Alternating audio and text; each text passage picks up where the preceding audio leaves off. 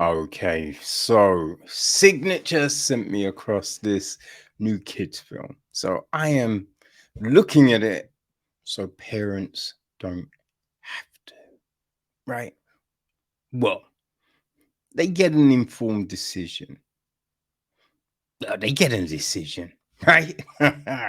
It's Little Bear's Big Trip. Um, Now, this it looks like it's actually a sequel, right? And I think the first one was just called Big Trip, right? Because when you go on IMDb, this film it's not called Little Bear's Big Trip, it's called Big Trip 2 Special Delivery. So, yeah, there you go. It's also, and I think you can just tell from you know the the voice cast. It is a Russian film, right? It's been dubbed. Don't worry, people, you'll be able to understand it.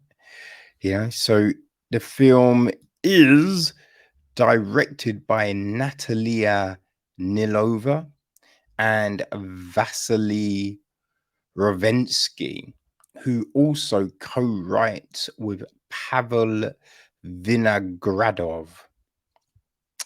The film is produced by, again, Vasily Ravansky. He's wearing three hats, it would seem. Roman Boskovich and Joraj Babos. Music is handled by Ivan Europin, Anton Grazalov, and Igor Babarev. Fedor Mezanteziv, cinematography. Production design is Svetlana Tolskinina. Visual effects, Dmitry Shalev, right? And our voice cast. Well, Mick is voiced by Daniel Medvedev. Right, his best friend Oscar is voiced by Stephen Thomas Uchner. We have got who have we got? Panda, voiced by Arthur Cook. Right, John Grizzly is voiced by Brody Evan. Mary Grizzly is voiced by Kate Lane. There's Don Vulture, voiced by Bernard Jacobson. Billy, voiced by Jordan Worsley. Carl, voiced by David Andrew Groot. There's Arnold, Big Hyena, and an elk, voiced by Andrea Kurganov.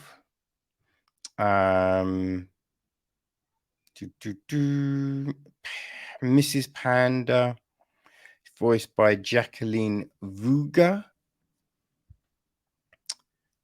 Mr. Panda is voiced by Sassy Orin. And Doug Vulture is voiced by Josh Wilson. So, yes, that is the English voice cast. Michaela. Michaela and Squirrel are voiced by Liza Kilmova. Right, so the gist of the story is this. It has been a year since Mick and Oscar returned from their incredible adventure. And now, after a diabolical plan by Vulture to sabotage the delivery of the Grizzly Cub to his opponent in the American presidential elections, Mick, Oscar, Panda, Teenager, and Stork set off on another great adventure as they ride a Zeppelin to return little Grizzly to its rightful parents, saved the American elections and the whole continent from the erupting volcano. Yeah, that volcano bit comes left field because there's no volcano. I don't know what the fuck they're talking about. Oh my god, this.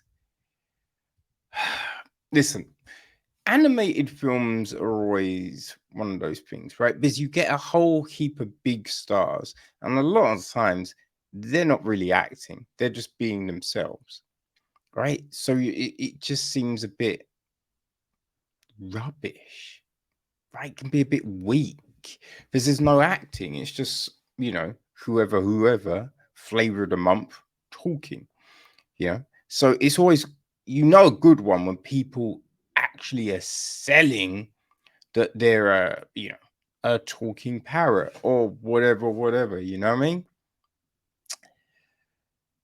But bad voice acting, it is, it's the worst, right? You get it in bad audio books, animation, like whatever it is, computer games.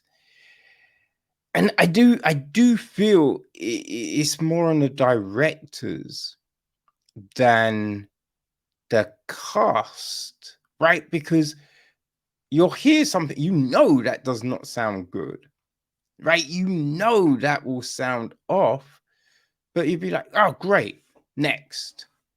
Now, the thing with this, because it's a Russian film, you wonder who directed the British, the English language voice cast, right? That's the big question here. Who directed them? Because the performances just come off really flat, right? There's not the energy, And I'm not saying there needs to be energy like, "Hey guys, how are you?" No, no, no, no. But just sell me. This is a fucking bear. You know what I mean? Just sell it to me. And you're not being sold, right? And you just get these, and this is the script. This isn't the voice cast, but these things that you just get repeated so many times. All right, once, twice, fine. But you're trying to go back to that well so many times. It's painful, right? You've got Mick Mick in the snow for ages, and then all of a sudden it's just like there's some snow fell on it. You're just going, oh, now he thinks it's time to hibernate, and it's just like, wait, why now? He's been in this for ages, but now is the time. Like, what are we doing here? You know what I mean? And it's just this stupidness that it just. I mean, this isn't for adults, right? This definitely is not for adults because you have got things like Zootopia, Ice Age. You know what I mean? Just all of these things. Right, when you look back at the old school stuff, Kissy Fur, DuckTales, right? Like there's just so many good versions of this. So when something that's just mediocre comes along, it's just like, why? Right? Why bother? I think maybe little kids, right? 3-year-olds might enjoy it. I do kind of feel that anyone probably over 5 is just gonna be like, huh? Can we just watch Pixar again? You know what I mean? One of their films. Can we just do that? Right? It just felt long, right? Gosh, I mean, it's like about just over an hour and a half. Felt way too long. And you just think it doesn't need to be this length because they kept on putting these random things in there that just seemed to be like, what? What? Huh? What are we doing? Right? I don't know where this ice part is. You're assuming it's Alaska, but from there to then this other part, you're just like, wait, you're just saying it's 5 minutes away. That's how it's looking, but there's no way it could be, right? Did the locations make no sense? Just the things people are doing make no sense. You have got these animals in this wood that you're just like, these animals would not be in a wood. What? Like, put animals in a wood that would be in a wood. There's plenty you could go from, right? If you're looking at woods and, Amazon forests, rainforests, that kind of thing, you've got a lot to choose from. There's a lot. So when you see elephants and penguins in a wood, you're like, what the fuck is happening here? This is ridiculous. And in America, like, what are we doing? This makes no sense. This is just lazy. It's just lazy, you know. And you have this weird, the whole anamorphic. I feel I mashed that word up. Giving an animal human traits, right? So when they get scarves, just a little thin scarf, right? And you're just like, if you're saying they're cold, the scarf ain't warming them, right? Mate, just cold. They've all got fur. They're not getting cold like that. What are we saying? This is ridiculous. There's just the whole stalk thing, and just, man, there's just a lot. This film's a lot. It was painful. It was painful for an adult to watch this. Now, as I said, I think a little kid might well enjoy it. A little kid. But I think you have to ask yourself, right? If you are looking to take your kids to see this film,